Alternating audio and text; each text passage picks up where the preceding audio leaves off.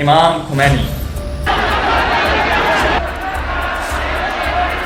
وہ جس کے نام سے شاہ ایران کے محلات بھی ہلنے لگتے تھے،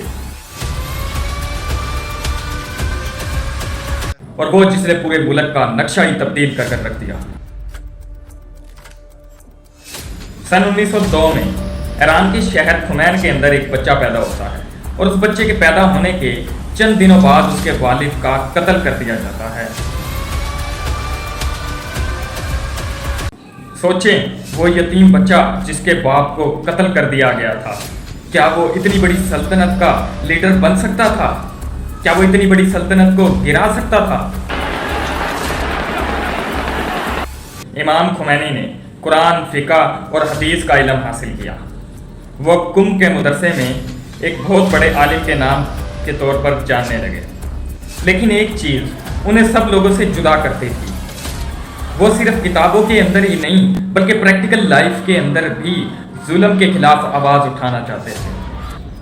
1960 کی دہائی میں ایران کے اوپر شاہ رضا پہلوی کی حکومت تھی، جو کہ امریکہ اور اسرائیل کے اشاروں کے اوپر چل رہی تھی، جس کے اندر بچے، بوڑھوں، سب کو غربت کے اندر مارا جا رہا تھا، لوگوں پر ظلم کیا جا رہا تھا، اور مغربی کلچر کو اپنایا جا رہا تھا، دین کو چھوڑا جا رہا تھا۔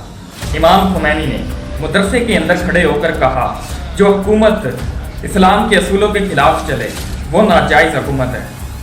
یہ الفاظ پورے ایران کے اندر آگ کی طرح پھیل گئے، لیکن پھر شاہ رضا پہلوی نے امام خمینی کو گرفتار کر لیا۔ جب عوام نے زور ڈالا کہ امام خمینی کو رہا کیا جائے تو امام خمینی کو ملک سے نکال کر ملک بدر کر دیا گیا۔ پہلے ترکی، پھر عراق کے شہر نجف اور پھر فرانس کے اندر لوگ یہ دیکھ کر حیران رہ گئے کہ جلا وطنی کے بعد بھی امام خمینی خاموش نہیں ہوئے۔ انہوں نے خطبے ریکارڈ کیے اور کیسٹوں میں تقاریر بھیجی، اور جو ایران کے ہر شہر اور ہر علاقے کے اندر خفیہ طور پر سنی جاتی تھی۔ کیا آپ جانتے ہیں انہی چھوٹی چھوٹی کیسٹوں کی وجہ سے امام خمینی نے پورے ایران کی سلطنت، شاہ رضا پہلوی کی سلطنت کو ہلا کر رکھ دیا۔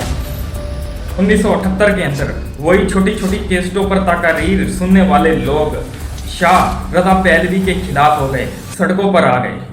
پھر اسی دوران امام خمینی سے ایک صحافی نے فرانس کے اندر پوچھا کہ آپ واپس ایران جا کر کیا کریں گے؟ انہوں نے پورے اعتماد لہجے کے اندر صرف ایک جملہ کہا کہ میں ایران واپس جا کر شاہ کی حکومت کو گرا کر رکھ دوں گا۔ سوچو، ایک شخص جلا وطنی کے اندر بیٹھ کر اتنی بڑی سلطنت کو گرانے کی کوشش کرے، کیا یہ ممکن تھا؟ 1 فروری 1979 کو امام خمینی کا طیارہ تہران کے اندر اترتا ہے، اور وہیں کروڑوں لوگ امام خمینی کا انتظار کرنے کے لیے استقبال کے لیے کھڑے ہوتے ہیں۔ وطن واپسی کے صرف 10 دن بعد ہی شاہ رضا پہلوی کی حکومت گر گئی، اور پھر امام خمینی نے اسلامی جمہوریہ ایران کا اعلان کر دیا۔ لیکن امام خمینی نے ایسا کیا کیا؟ آخر امریکہ جیسی سپر پاور بھی اس کے سامنے ٹک نہ سکی۔ امریکہ کے خلاف امام خمینی نے ایک جملہ کہا، نہ مشرق نہ مغرب، صرف اسلام۔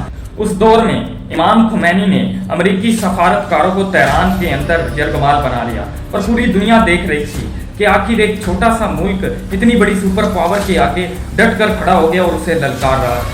1999 کے اندر امام خمینی شدید بیمار ہو گئے، اور وہ 1979 کے اندر انتقال کر گئے۔ لیکن اس کے جنازے کے اندر لوگوں نے ایسے مناظر دیکھے جو دیکھ کر آپ سن کر حیران رہ جائیں گے۔ 1 کروڑ سے زائد لوگ، اور سڑک پر لوگ ہی لوگ، اور سیلاب کی طرح لوگ جنازے کے اندر شامل تھے، اور ایک ہی آواز اس جنازے کے اندر گونج رہی تھی، خمینی خمینی۔ یہ تاریخ کا سب سے بڑا جنازوں میں سے ایک۔ آج بھی امام خمینی کو ظلم کے خلاف کھڑا ہونے والے شخص کے طور پر جانا جاتا ہے۔ امام خمینی کے الفاظ صرف ایران کے لیے نہیں تھے بلکہ پوری امت مسلمہ کے لیے تھے کہ اگر تم متحد ہو جاؤ اور قرآن کو تھام لو تو تمہیں دنیا کی کتنی بھی بڑی طاقت شکست نہیں دے سکتی۔